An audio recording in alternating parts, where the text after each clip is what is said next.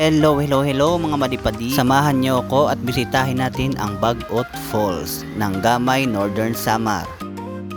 Opo, binisita ko po ang Bagot Falls ng Gamay, Northern Samar. Isa ito sa aming ipinagmamalaki bukod sa maganda, malamig ang tubig at napakagandang tanawin. Guys, samahan niyo ako hanggang huli para bisitahin natin itong muli ang Bagot Falls. Yan, kung ninyo pong makikita ay napakagubat na po at marami na pong damo sa dinadaanan natin dati. Alam ko, ikaw na nakakarinig nito, isa ka rin dito na nakapunta at may kasamang chicks na kasama.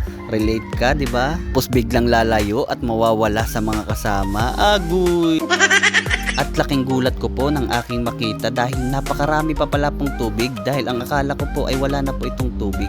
Pero nung akin pong tingnan ay napakaganda at napakalamig po ng tubig, promise. Kaya kung nakikita mo to at naririnig mo ako, tara punta ka na sa Bagot Falls.